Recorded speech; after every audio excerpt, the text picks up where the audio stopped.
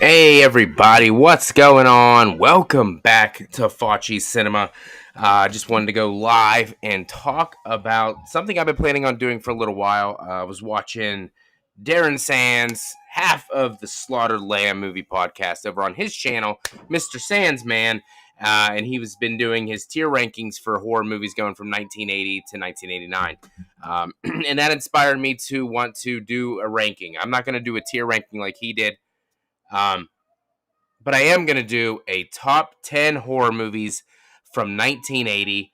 Definitely looking forward to diving in, seeing what, you guys think of this list. Not going to be too long today. Just want to see how it goes, see how I do for the first time going through this ranking. Don't expect too much people. Yeah, that sounded terrible. Too many people to show up to this live, but didn't feel like honestly doing a pre-recorded video, so wanted to jump on now. That way I don't even have to edit this bad boy. So if you happen to be coming upon this and you're new, please think about subscribing to the channel. I'll do live streams once a week, post shorts throughout. Definitely enjoy doing what I do over here. Channel's seen some growth, trying to get to that 6,000 subscriber mark by the end of October. I'd love to make it happen. We're about 50 subscribers away. It's been a long time coming to get there, so definitely looking to do that. Let's kick it off. It was an okay year for horror, in my opinion. There was some bangers, but then there was a bunch of mid-tier stuff, and then a lot of bad stuff, if we're being honest. The 80s get better as it goes, for sure. But when we pull up all of my movies I'm going to talk about today, in starting at number 10 for me, I have New Year's Evil. Now, this one has a Rotten Tomatoes score of 25%, an IMDb score of 4.9 out of 10, and a Letterboxd score of 2.6 out of 5. It came out December 19th with a budget of $500,000. I couldn't find any box office and probably didn't have any, if we're being honest. It was directed by Emmett Alston. It's not the greatest slasher movie of all time, but there's not too many New Year's horror movies out there, so if you're going to pick one, this may be the one that you go to. The killer has a couple different unique looks in this movie. Very killer, nothing too crazy when it comes to the kills. The ending was kind of shocking, if we're being honest. Nice little twist at the end.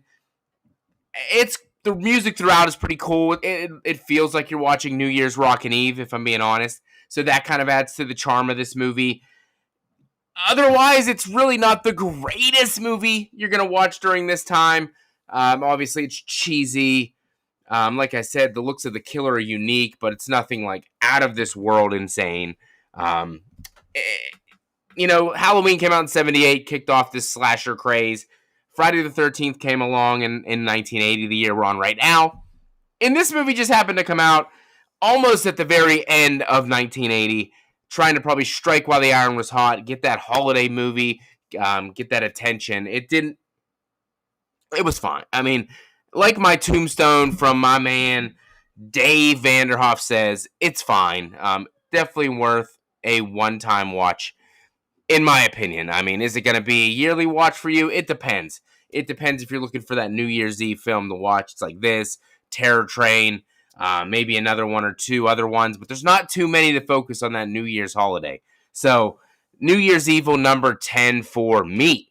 Coming in number 9, I gotta find this bad boy. Number 9, this is gonna make Herbert mad. Prom Night. This one, Rotten Tomato score 45%, 5.3 out of 10 on IMDb, 2.6 out of 5 on Letterboxd. Directed by Paul Lynch. Budget of $1.5 million, box office of $14.8 million. Came out on July 18th. Nice little summer horror movie, even though it missed prom season by a couple months.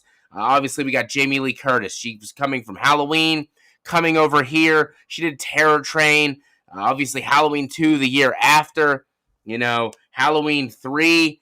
This was her time to shine. She was the Scream Queen, so they had to put her in this movie as well as the main character. The killer's look in this movie, once again, nothing too crazy. Nothing unique at all.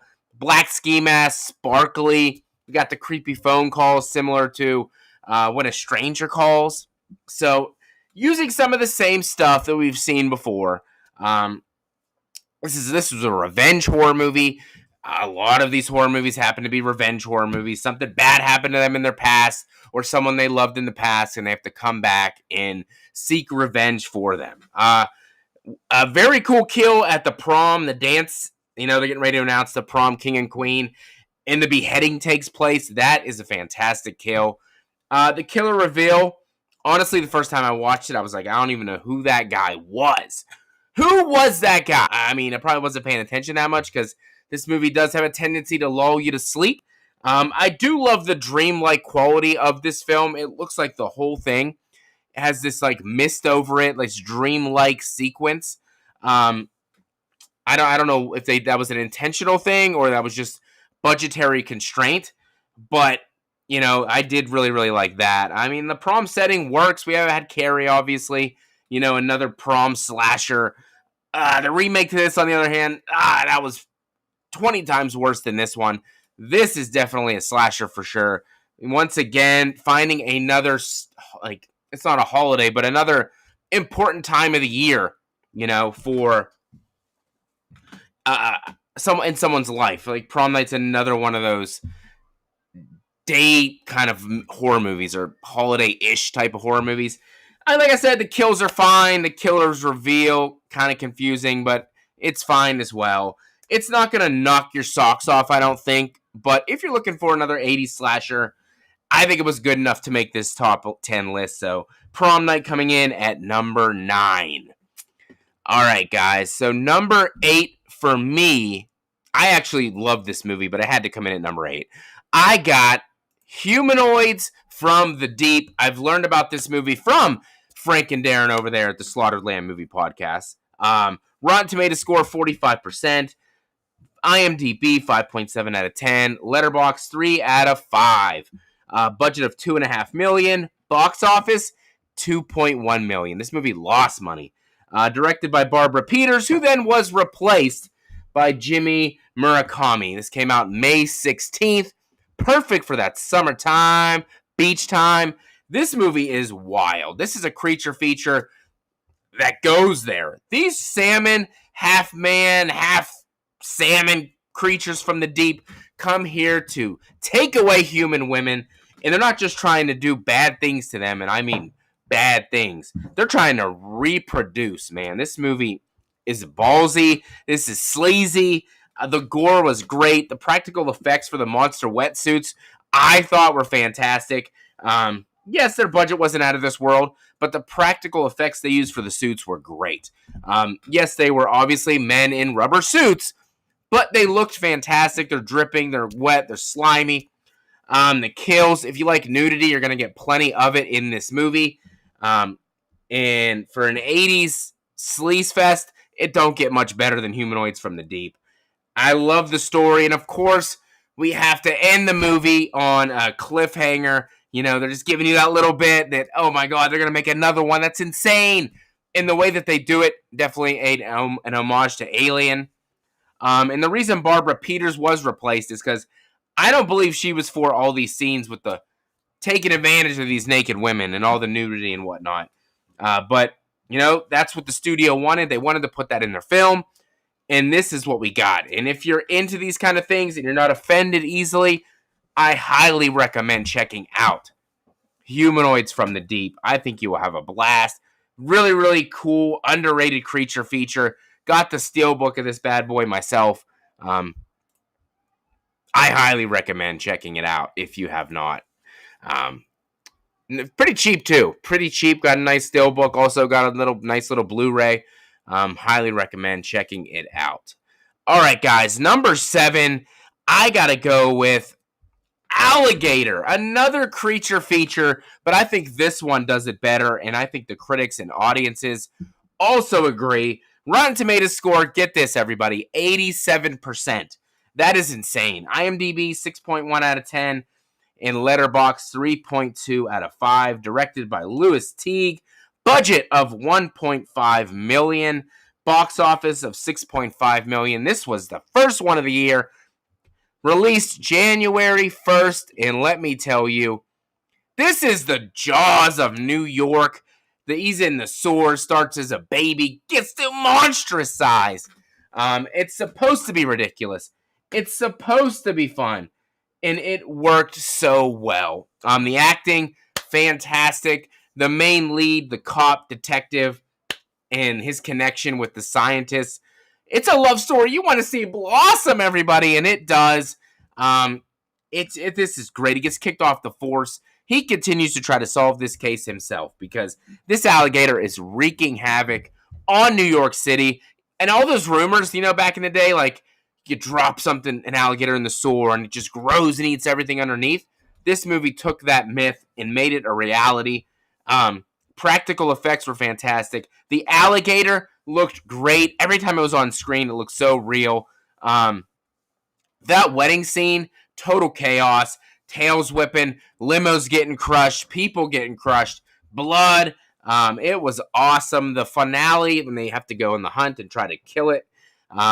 If you haven't seen Alligator, I highly recommend it. If you like Jaws, I think you're going to like this. Because like I said, this is Jaws, but in New York City with an alligator. Okay? And, yeah. The practical effects I can't say enough about. They freaking knocked it out of the park. I need to get this on physical media. I do not have Alligator on it, but I gotta get it because it's totally worth it. And I know the critics really loved it, so that's saying something. This is the highest rated movie on this list, if you can believe that. And there's some bangers that came out this year.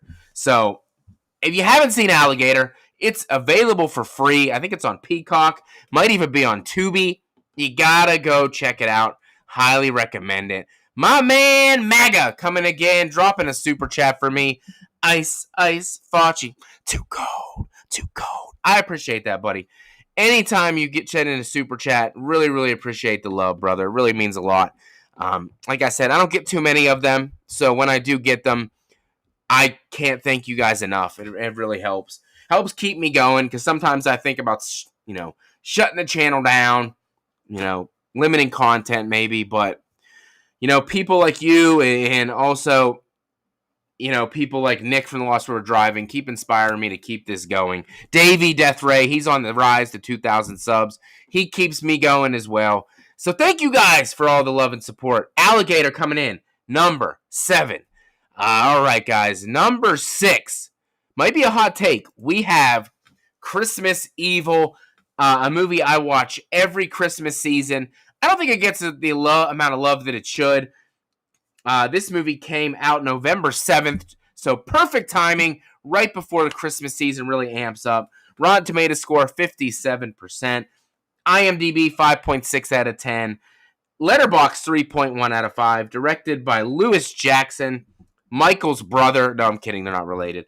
Budget of $850K. I could not find I could not find anything box office related to this movie. Not sure if it got released cinematically or not. But there's something really simple about this story. You know, the guy works in a toy factory, so he's like Santa Claus. When he was younger, he saw Santa Claus doing something really nasty to his mother when he came down the stairs. P.S. Santa Claus was his dad, so it really wasn't bad. Or her boyfriend, one of the two. Yeah, it's a very simple story. He works at a toy factory. The toy factory, a lot of things these days is getting closed down. They're going to shut it down. And that's his life. That's where, he makes his living. He loves making the toys for the children. So that kind of is the breaking point for this man. He snaps, and then he goes around dressed as Santa Claus. But this is more of like an old school Santa Claus look. This is what I would picture them to look like in like Russia or some of those, closer to Asian Santa Claus outfits, Ukraine, Czechoslovakia, that kind of thing. He goes around his van. He paints the sleigh on it. Reindeer, that is his version of his sleigh. And that comes into play at the ending. We'll talk about that in a second. But the kills, they're fun. There's not as many as you would hope in a slasher. But, when he goes to the church and he freaking kills somebody with a nutcracker sword, bro. A nutcracker sword. It's insane. He punishes the naughty people. He really loves the children, unless they have been naughty, and then they get punished as well. Or you think they're going to get punished. But the ending is just so cinematic and ridiculous when he drives the van after being chased by the police and the mob because they're like hunting him down with pitchforks and fire. And he just flies off the cliff and he goes into space. Or whatever, in the sky. It is ridiculous. It makes no sense. It's not even physically possible. But you don't even care. It's kind of charming in its own way. And it'll leave a smile on your face. But it's just the mental breakdown of this guy throughout this movie. And, obviously he might have been a sane person. But it fell apart as this movie went on. And I highly recommend checking out Christmas Evil. Add it to your Christmas watch list. I highly recommend it. And Allie, I appreciate that very much. I really do. Thank you.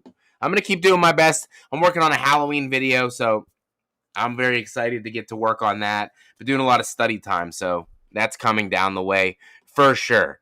All right, guys. So number 6, I had Christmas Evil. All right, coming in 5th place, I'm going Italian for this one, which I am.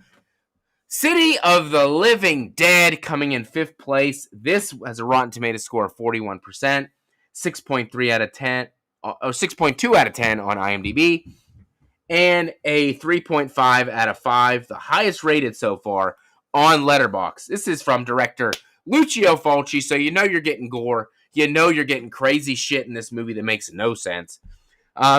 Released in America on August 11th, or in Italy on August 11th, one or the other.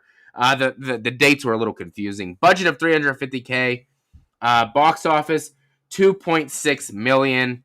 Wow. I'm reading the next one down. My bad. Budget of $1.5 million. Only made around $600K, but I had to translate it from Italy money to American, so that might not be right. But with Lucio Fulci, you're getting confusing shit. You're getting amazing gore. I believe this kicks off the Gates of Hell trilogy, if I'm not mistaken. I could be wrong. Correct me if I'm wrong down in the comment section. But the practical effects are fantastic. The zombies that are in this movie, creepy as shit. We got maggots flying at people's faces. The priest making that girl's eyes bleed. The story's all over the place. You're probably not even going to be able to follow it. But Lucio Fulci just brings something so unique to the screen. So unique in Italian horror that they don't do with American zombie films. So if you haven't seen it, recommend checking it out. You're going to like with the blood, the gore. It is amazing. You're going to love seeing that. I'm not the biggest zombie guy myself. It's not one of my favorite subgenres of horror. I'm obviously the slasher guy. But for zombie movies in 1980 to do this, gosh, magnificito! I don't think that's Italian. I should know that because I'm Italian, but I don't. I'm sorry, Lucio Fulci. I let you down. Lucio Fulci, you're so close. They call me Matthew Fulci. No, I'm just kidding. They don't do that. Nobody does that. But City of the Living Dead coming in number 5 for me. I haven't watched this movie in a very long time, so I can't really go into any further detail, but I do remember really liking it and loving what we saw on screen.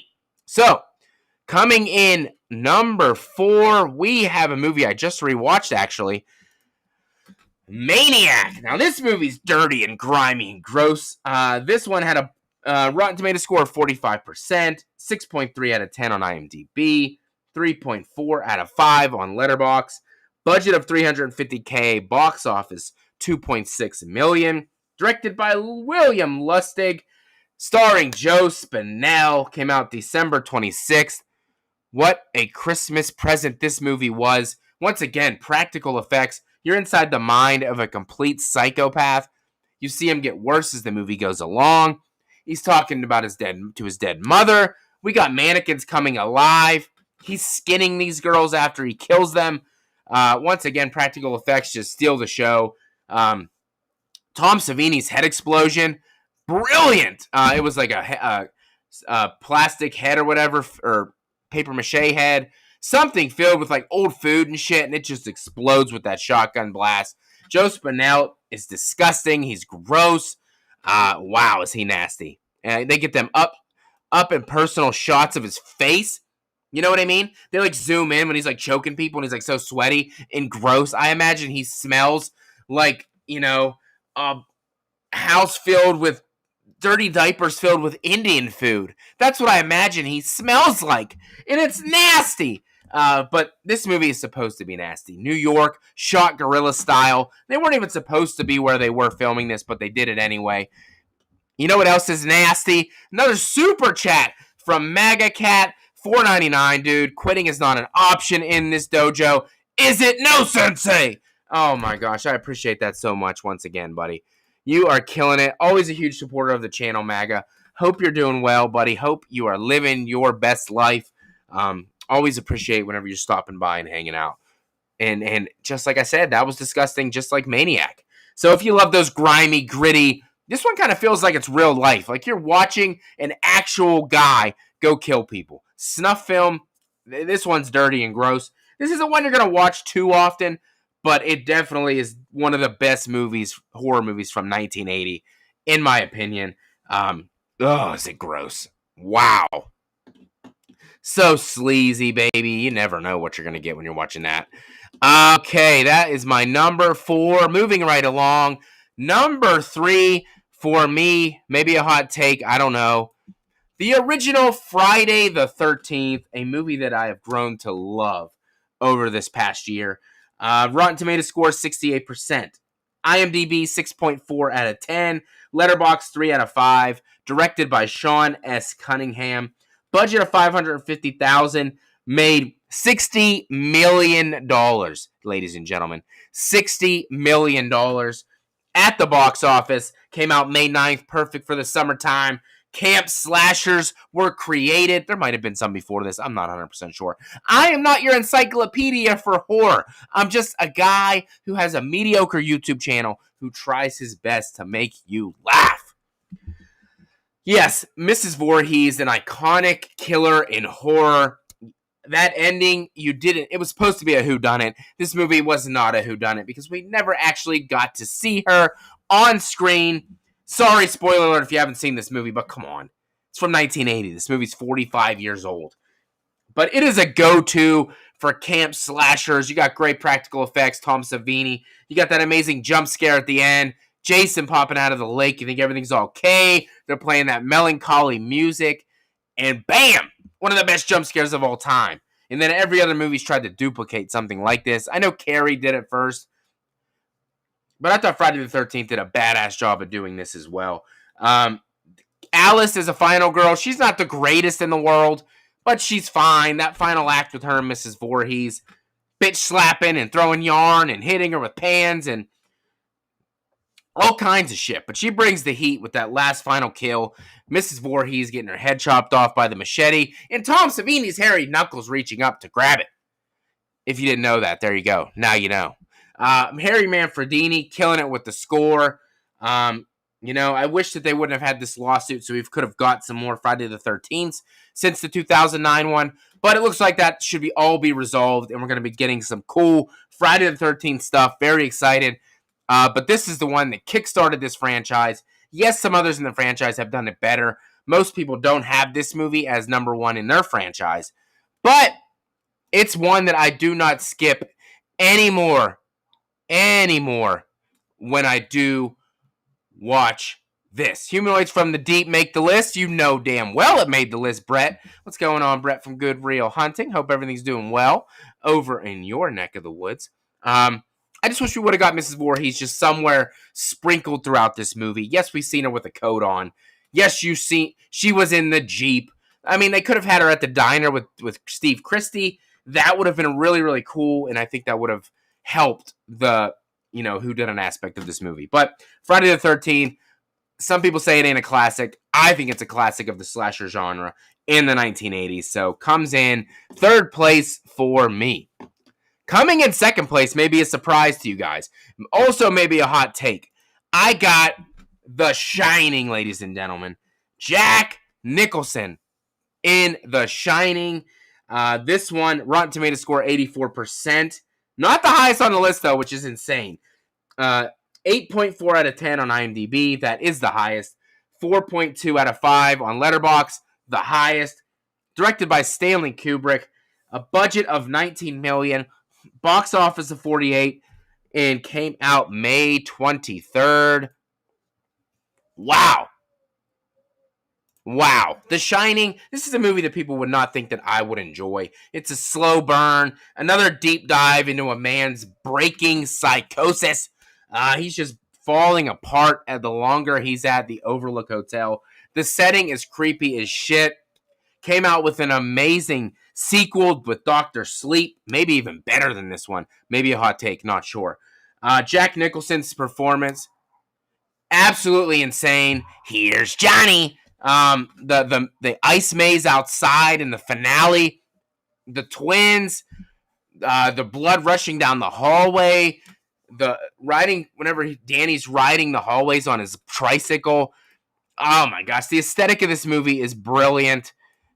It is insane. I think The Shining is just a master class in cinema from Stanley Kubrick. I know it wasn't the way that I don't want to sound dumb because I've only seen The Shining twice, but Stephen King, I'm correct, right? It was Stephen King. He didn't really like this interpretation of The Shining. Please tell me if I'm wrong, but I believe that's who did it. It's a really brilliant movie. It's not a movie I think you're going to rewatch often. It is a bit long, and you know me when it comes to long movies. I really prefer that 90-minute time, range if I'm being honest.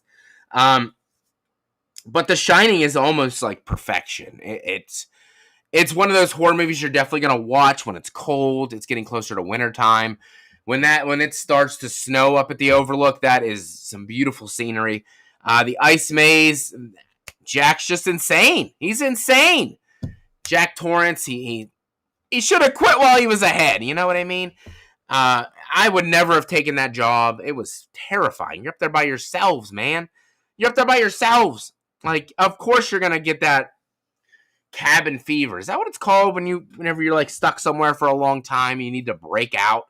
That claustrophobic. Yes, the hotel's huge, but you're stuck in there in that hotel alone. So for cut off from the outside world for the most part with that storm.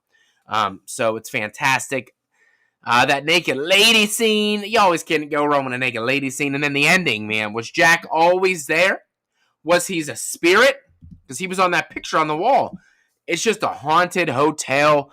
Like haunted house movies, but this is a haunted hotel movie. And it is a banger of the 80s, a banger of all time, but it is not my number one movie of 1980. No sirree, Bobby. My number one movie, this should shock no one. No one at all. A film that I just rewatched as well. The Fog, ladies and gentlemen. Rotten Tomatoes score 76%, 6.8 out of 10 on IMDb, 3.5 out of 5 on Letterboxd. Budget of $1.1 million. Made $21.4 million, ladies and gentlemen. Directed. Wait a minute. Time out, ladies and gentlemen. Am I wrong? I thought this was directed by John Carpenter. or did he just write this movie? And it was directed by Paul. Oh wait, no, never mind. What the hell am I looking at? You know why? Because I'm looking at the wrong thing. Directed by John Carpenter. I don't know what the hell. I was looking at one of the other movies' titles. So I confused myself. This came out in February 1st. It looks like. John Carpenter doing John Carpenter things, ladies and gentlemen. Wow, you can see how unprofessional I am when I don't get half the facts right. But you got to go with me because I try to make it entertaining, guys. Yes, John Carpenter's The Fog. Simply brilliant, ladies and gentlemen. Christina Marie, her favorite was The Shining. The Fog was my number one from 1980. The cast of this movie, absolutely fantastic. You got Adrienne Barbeau looking beautiful as always. Jamie Lee Curtis, Tom Atkins, Charles Cyphers, Nancy Loomis, Janet Leigh. I'm probably forgetting somebody. There's so many people in this movie. The practical effects with the fog work, absolutely brilliant. I'm not a huge ghost story guy, but John Carpenter delivered a ghost story that I absolutely love and adore. The score of this movie, John Carpenter brilliance again. Pirates are creepy guys. They want their money. And when you steal their money and you fucking kill them, they come back. And then just damn. I mean, there's really no reason for Tom Atkins and Jamie Lee Curtis's characters in this movie really at all. They're just kind of there to hook up because that's what Tom Atkins does. He gets mad booty in the 80s and he's stashless in this movie, people. He doesn't have a mustache and it's a little off-putting. You're like, wow, what the hell? But another Jamie Lee Curtis appearance. She is everywhere. She is horror's darling and killing it. But this Adrienne Barbeau stuck in that lighthouse. The lighthouse, the scenery is perfection. The little town, it is a perfect setting for this tale. And when the fog comes rolling in and the fog lights up, and you see the hooks coming out, and the hands, and the swords, and everything, it works so well. And it is one of my favorite John Carpenter movies of all time. Is it my favorite? Of course not. We have Halloween. But The Fog, like Chester said, atmosphere, great cast, score. It all brings this movie together for me. Thanks, Christina. I had an opportunity. The wife is getting her hair did, so I figured why not. And I wanted to get this top 10 list out to you guys.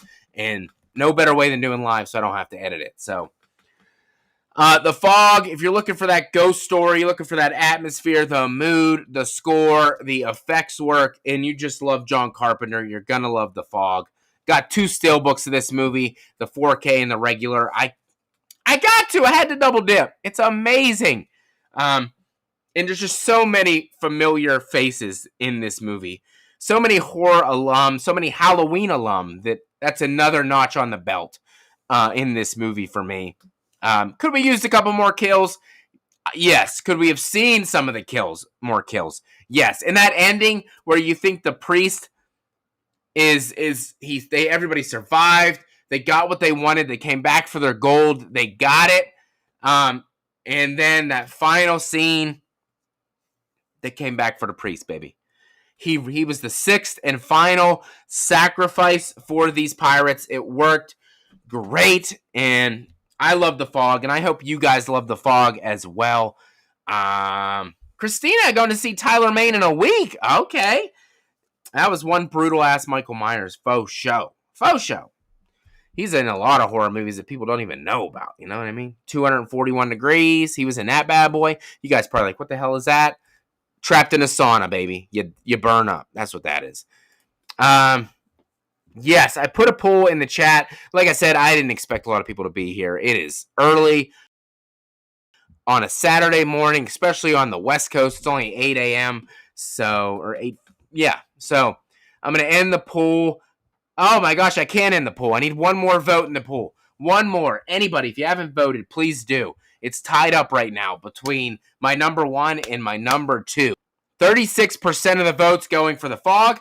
36% of the vote going for The Shining. So somebody got to break the tie. Anybody didn't vote, please, please, please do. so I can close the poll out and pick the winner of what you guys thought was the best movie of 1980. Let's see if it happens, because as soon as it does, I'm going to close the poll. All right, and it did. I am closing the poll right now, and the number one movie voted by you guys, I know, like I said, there wasn't that many votes. 42% of the vote went for The Fog, 33% for The Shining, 17% Friday the 13th, and 8% for Maniac. So there you go. Number one movie, 1980, John Carpenter's The Fog. And I need to know your guys' thoughts on this top 10 list. Let me know down in the comment section below. Greatly appreciated. I need to know what I messed up, what I got right. What is your favorite film from 1980? Let me know in the comment section below. Like the video and subscribe if you're new, because on the path to 6,000 subscribers, it's been a long journey. I'd love to get there by the end of October. Let's make it happen. If you know somebody else who would like this content, please share it with them. Always appreciated. Appreciate any of the super chats that came in. MAGA Cat, really appreciate you, brother. You're always showing up, always supporting me every single time, and I cannot thank you enough for all that you do. Coming up this week on the channel, real quick, we have our Christine watch party. That was thanks to your super chat goal being met again on one of my on the Halloween 3 watch along. So let's see if we can make it 3 in a row and see if we can get another bonus watch along selected by you guys. That will be Tuesday night live, 9 p.m. Christine, another John Carpenter classic. Love to watch that for the Halloween spooky season. And if you have not checked out the last live, that was our top 10 must-watch horror movies for spooky season. Myself and Nick from the Lost River Drive-In. Please click and watch that video. That one's doing very well for me. Keeps getting views every day. A very highly liked video as well. So thank you guys for that. Really appreciate all you guys. You guys are what keep the lights on over here. Not really. That's my job that pays the bills. But you can imagine. You can imagine. You guys really do help everything over here, and I cannot thank you guys enough. Like I said, like the video, subscribe if you are new, and I will see your beautiful faces in the next video. You guys are incredible. I'm going to go out in style with these big old sunglasses on. Have a scary day, and I will see you guys